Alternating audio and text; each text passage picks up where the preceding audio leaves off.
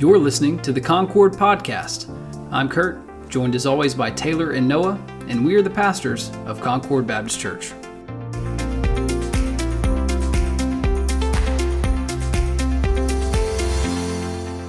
Welcome back to the Concord Podcast. Thanks for joining us in our second to last episode of the year. This will be the final Christmas episode, but we're going to kind of keep things light, and we've got a little game set up. It's not really a game, but we've got two questions that each of us has prepared. We have no idea what each other's questions are, and they're about Christmas in general. It might be trivia. It might be a question of asking for an opinion. But we're going to kind of go around the horn and do that. But before we do that, we haven't done a coffee mug check in a while, and our collection at the office seems to be growing. So Taylor, what are you drinking out of at the moment, and what's the story behind it? It's a very classy truck with Merry Christmas written on it. I'm sure it's backwards on the screen, but the story behind this one is really interesting. I saw it at Dollar General and wanted it. Classic. It was a $2 coffee mug. I did not have a Christmas themed mug, and so a few weeks back, the Dollar Generals are becoming more frequent than stop signs on my road to work, and so it is 280. There aren't a whole lot of stop signs, so that's one would be more frequent. That's cool though. I like it. Looks nice. Noah? I have a mug of a lot of random Nickelodeon cartoons from my childhood. Got some Nice. Rugrats, some Rocket Power. Woogie. Right. We call that mug the bucket because I think it holds 72 ounces. You can brew It is it. a really large mug. That's right. It holds two cups of coffee. I have the Rabbit Room 2020 mug. Rabbit Room is a kind of collection of writers and musicians and things like that. Anyways, they have a membership thing and send it out. It's pretty cool. It's got a rabbit smoking a pipe on it, which is nice. So you give a mug every year. So if you're into animals and lung cancer, then there you go. There it is. But cool. All right. Well, with that said, let's get it kicked off. Taylor, we're going to start with you and let you ask your first question. We'll go around and ask one, and we'll go around and ask the second. Go for it. Yeah. So these are asked with the intent of not putting very much thought behind the answer. It's just what comes to your mind immediately. The first one is a little more thought-provoking. You may feel passionately toward this. The last time we covered what is the best Christmas movie, right? Mm-hmm. I'm going to bring that down a little bit closer and say, what is the best scene of all of the Christmas movies? And start with Noah.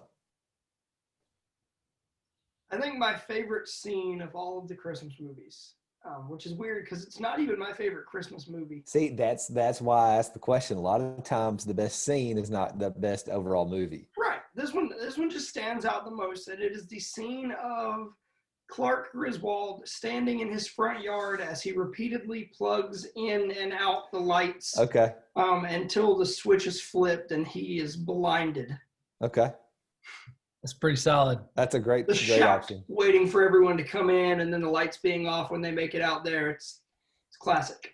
Yeah, that's pretty great. I have like a pastoral answer and then like a non-pastoral answer. My pastoral answer is in the Peanuts Christmas special when Linus drops the blanket. He's this. I don't know if you guys have seen this. It makes the rounds on social media every now and then. But yeah, he's a fearful kid. He carries around his blanket until he starts talking about in the school play the coming of Christ, and he drops the blanket. It's not a big thing, but it was put in there intentionally. The blanket just kind of disappears out of his hands. The coming of Christ is meant to comfort us. I just think that's an incredibly powerful scene. But that's the pastoral answer for me. It's a tie between Elf and Christmas Vacation for favorite Christmas movie. But I think the scene in Christmas Vacation when Cousin Eddie looks at Clark and says, "That right there, Clark's an RV." Perfect, because I quote it all throughout the year. My wife gets tired of me driving by RVs on the road, and it's just a reflex reaction. You can't help it. You got to look at it, and you look at her, and you say, "That right there, Clark's an RV." You know, so there's a lot of scenes in that movie. Yeah, absolutely. But yeah, that's a quotable one off the top of my head. Yep. That's What about you, Taylor? I mean, I could make a strong case for the Christmas Vacation where Cousin Eddie's standing there emptying the tank of the RV. Yeah, that's a good one. That's a top tier for me. But I think my overall favorite is in the original Santa Claus, where Scott Calvin and his son are going out to eat at Denny's, and the waitress comes up, and they're going through that. We'll have the eggnog. We're out of eggnog. We'll have the whatever the case is, and like he looks around and it's nothing but dads and their kids. He's like, "You burnt the turkey?" Like it. That is my favorite Christmas scene, because I mean we can relate. Absolutely. That's awesome. All right, so Noah, what is your first question? So my first question is going to tie directly into all the memories you have of Christmas. What is the weirdest Christmas experience you've had? The one like Christmas memory you have that you think back on and go, that was not a normal Christmas memory. I'm gonna have to do some thinking on this. Taylor, do you have one off the top of your head? I think it's around Christmas. I don't really remember the date. So up in North Alabama, we don't snow is not uncommon, but it's not often, it's not something that you just had an abundance of. And I feel like it was right around Christmas. It was Christmas. I'll take that back. We had family come over, and it was kind of the only Christmas morning I can remember. We actually got to go out. We threw snow at each other. It was a pretty decent snow. And so it was, but we were out there in pajama pants. I vividly remember going out there in pajama pants and realizing how non-waterproof they are, along with moccasin house shoes. Anybody remember moccasins? And so the fur on the inside, nothing gets colder than wet moccasin fur. Oh. And it was miserable. That is tough. I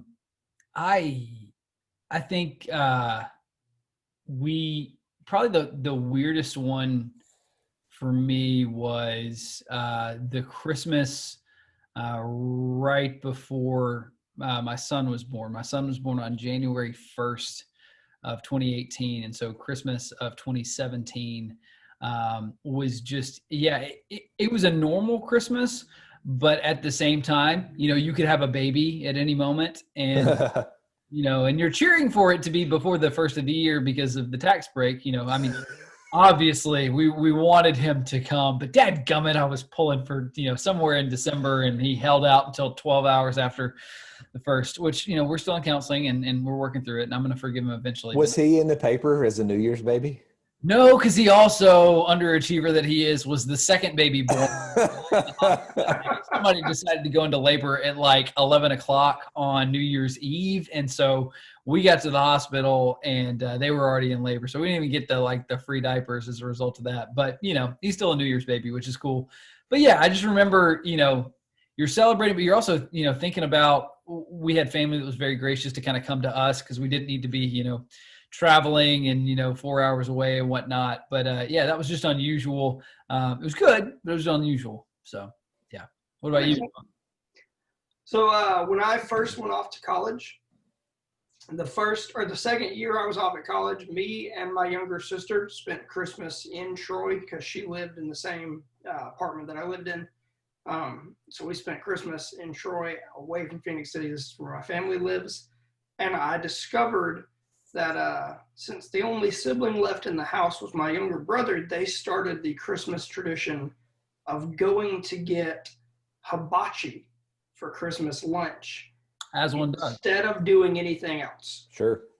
And so I remember coming home. It was the next year. I came home like 2015.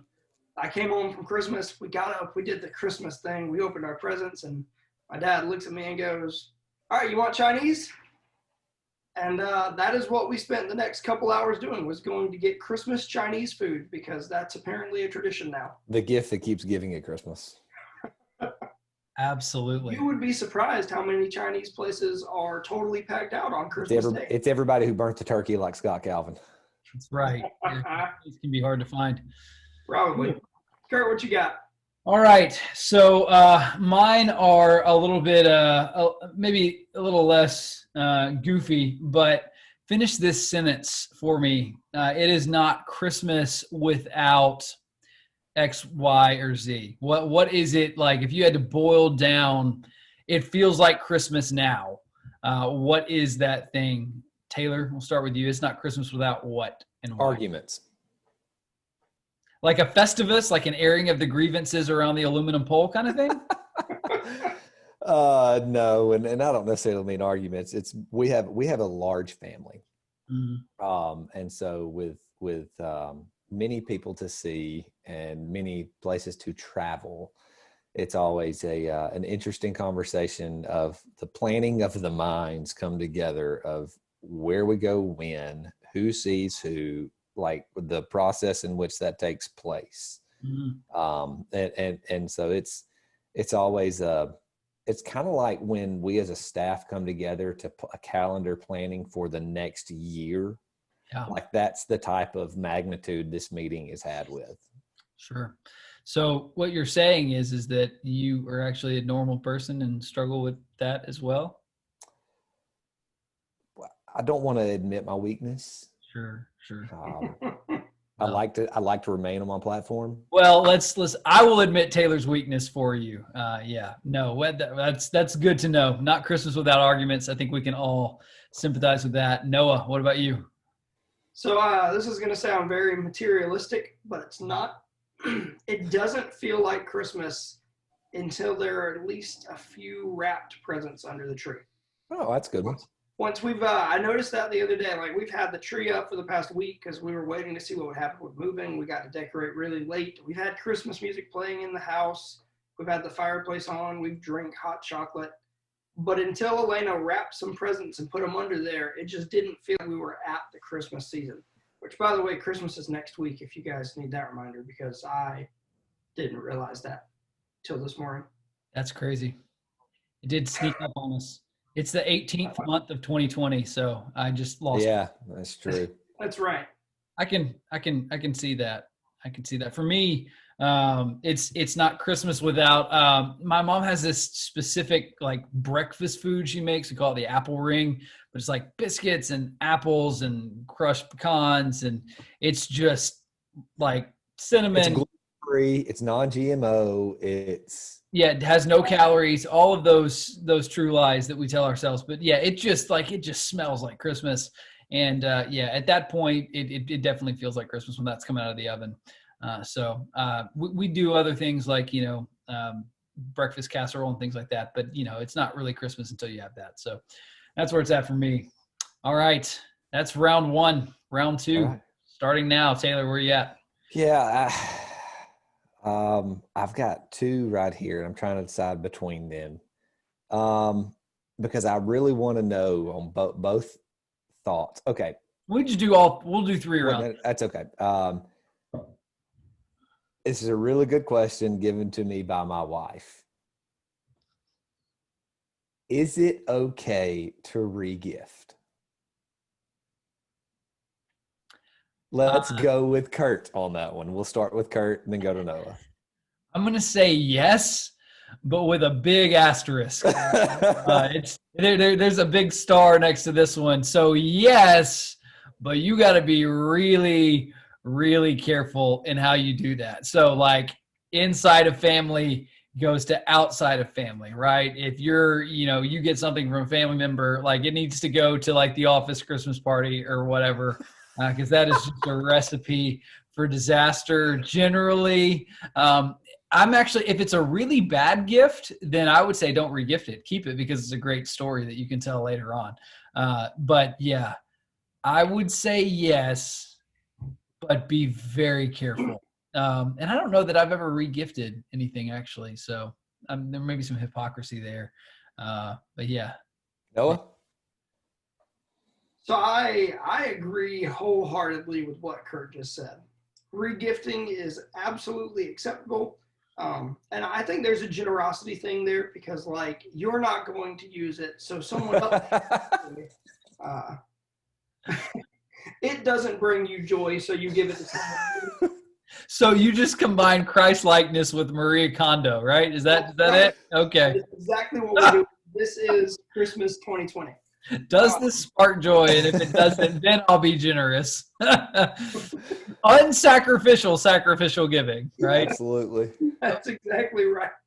That's awesome. But again, total carefulness. Like you said, outside of family, inside of family, never give it to the same group.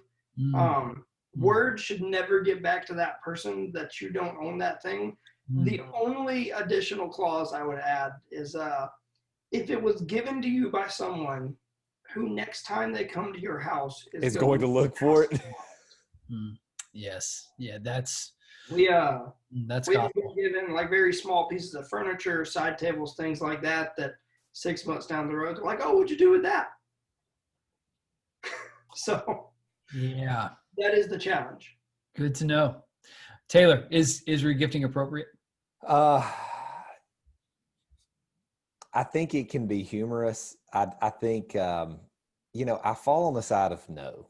Okay. Just simply for the fact of I have considered regifting. However, it's only been out of a place of, I really don't care if this person likes what they get or not.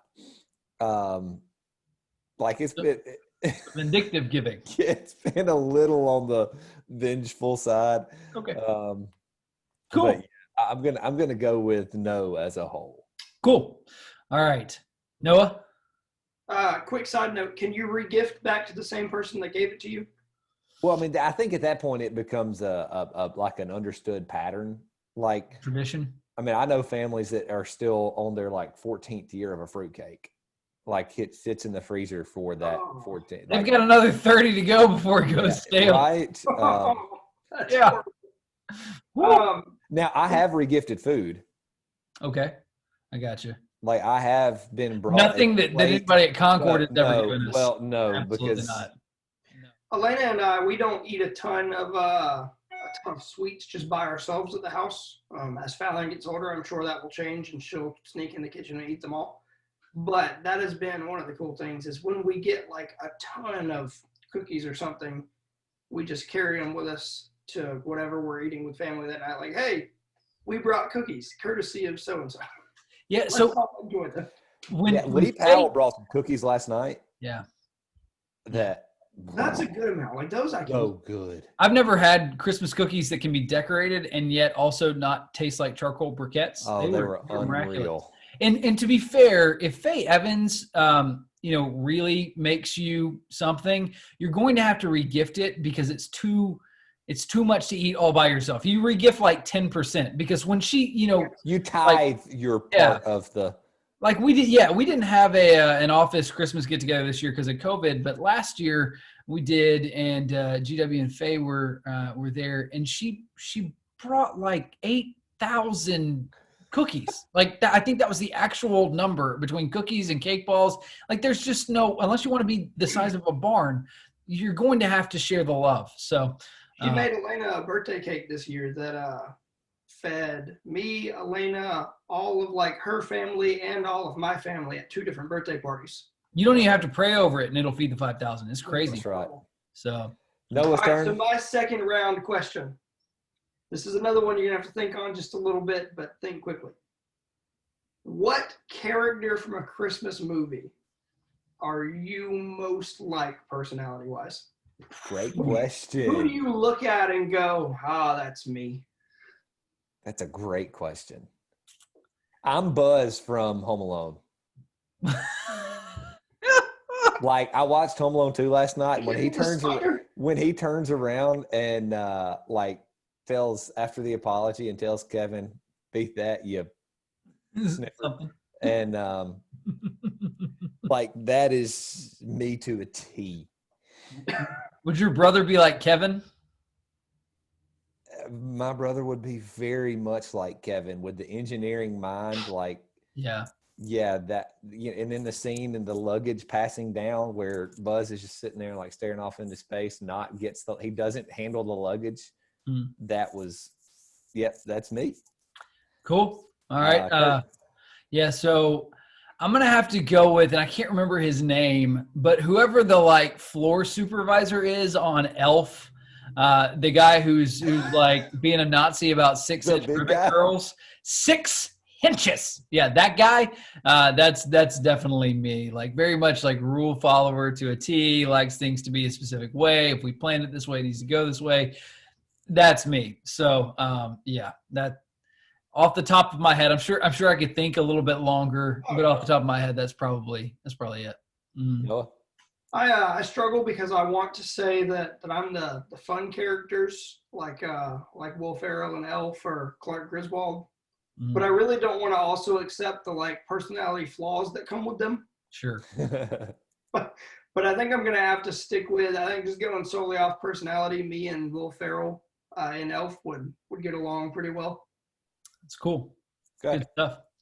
All right. Yeah, I guess we're gonna have to do a third round because I've got 2 good questions left as well that I want to know. But one's quick and one's not. We'll do the one that's not first. So, best gift you have ever received, and we provide the full disclaimer here that this is we recognize our memories are slow and there are probably many wonderful gifts that if given the time we would write down. So, but I do want to know any that stick out to you immediately.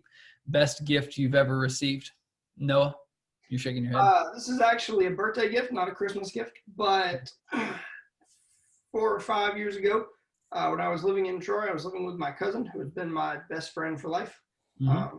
I had been talking about getting a 12-string guitar for the previous like 7 years and had completely forgotten about that goal of mine just because college students don't have money. And when my birthday rolled around in June, he surprised me with the most expensive gift he's ever gotten me. But we're talking about a guy who usually our birthday gift to each other is like lunch at Steak and Shake. Nice. And he told me he had a gift. I came home, just sitting over here in my office. This 12-string guitar was waiting for me, and that was the best gift I've ever gotten because I did not expect it at all. Awesome. Very cool. Taylor? You know, I'm sitting here thinking, all right, how do I stay out of the doghouse and like say something that like, well, of course, Hannah's given me the best gift and, Sure. you know, and Hallie but as far as like a gift that I've opened, I think probably Hannah's grandparents gave me a really super nice pocket knife that I have held on to for a while, and that's been it was done with a lot of thought and meaning behind it, so it was good. That's great. Very cool.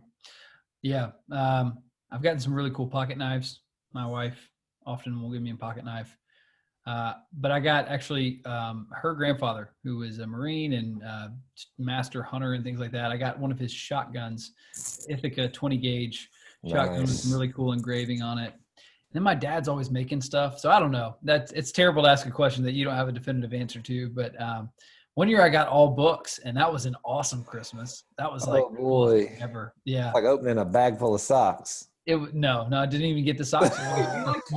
Smaller books. So, yeah, it was awesome. All right. Okay, so lightning round. If you've got any more questions to ask, we can run through them real quick. Taylor, go. Yep. All right. What is the latest you've ever waited to buy a Christmas gift? Noah.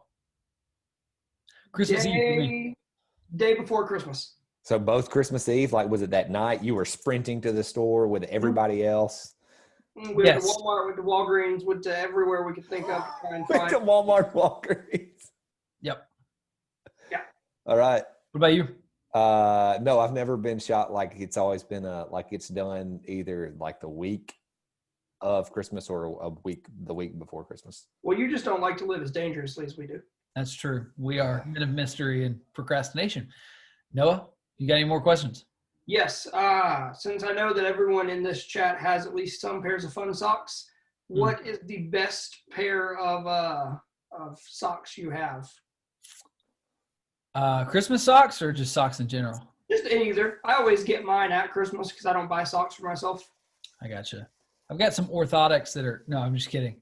My kids gave me a set of socks that have a reindeer in Christmas plaid on them, and it says "Best Dad Ever" underneath. And yeah, that's absolutely the best pair of socks that I own. Taylor, are you taking your socks off currently? Oh, nice. Golfing. That's pretty great. That's nice. These were a gift, and they were recently acquired by a very nice couple here at Concord that they thought of me when they saw them, and yeah, I'm super tickled to have those. They're the best socks I own. Fantastic. Yeah, I got a pair as well. Mine have a football player with a reindeer antlers at Christmas. It's pretty ballin'. So they gave me a pair with like your coffee mug, a truck, and a Christmas tree. Oh, nice. But the best socks I have are socks with mine and Elena's faces on them. We got them as a prank gift for the youth Dirty Santa a couple years ago, and the kid that won them decided they didn't want them at all. So they regifted them. He regifted them. So I traded whatever socks I had won for the socks with my own faces on them. Nice. So where are the faces located? Like, is it like you step on your own face every time you take a step? They're all the way down the sock. Nice. It's a very elongated face. That's creepy, but also slightly cool. Faces. All right. So to end this thing, unless there are any other questions out there, you guys have anything else? All right. So let's end on a slightly more serious note, because we've talked a lot about music. And so I want to know, similar to Taylor's first question, what is your favorite lyric from a Christmas song? Be really religious, not religious, but not just your favorite song, but your favorite lyric within the song, a line or two. Think about that for a second. Taylor, you got one off the top of your head? He counted pennies for what seemed like years, and the cashier said, "There's not enough here."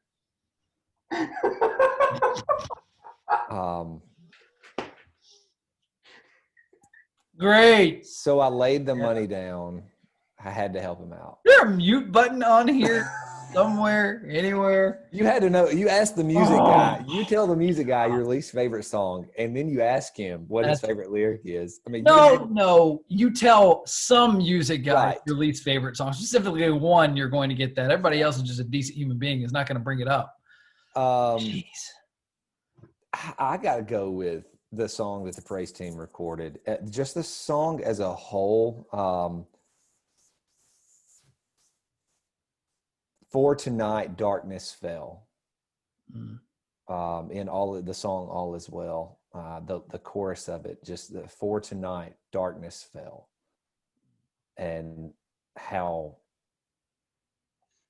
just unimaginably large that statement is for the gospel. I mean, that was the culmination of the gospel, and you know, it doesn't mean literal darkness, obviously, but anyway, for tonight, darkness fell. Yeah, cool. Noah. Mine is along those same theological lines there. Kurt, I told him this last night when we were watching the big projection on the church. The recurring song that's been in my head is the song that we sang all last Christmas season, Behold the Lamb of God.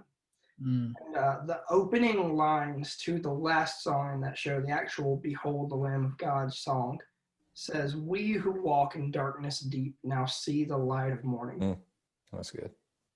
And like Kurt preached Isaiah the other day that repeated the "we who are in darkness" several times, just that, I think coming off the year we've had, the theme of like, there is darkness, but we have seen the light.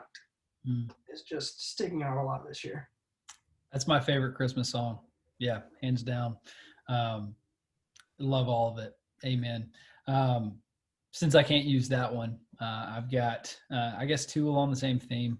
Ever singing, march we onward, victors in the midst of strife. Like that is just a statement of what the church should be.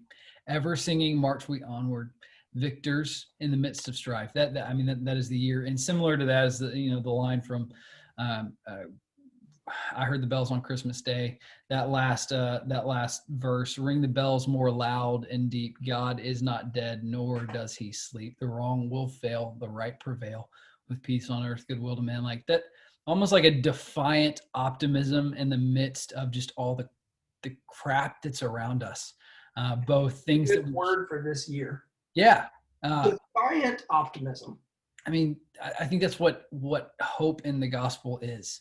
It is the rock sure steady belief that things are going to work out because God is on his throne despite what we see around us. And so, man, I love lyrics that call those things out, whether it be in a gentle way like all is well, whether it be in a peaceful way like behold the Lamb, or whether it be just in the Lord is on his throne and we can be at rest. So that's where I'm at. I love those lyrics along with many others.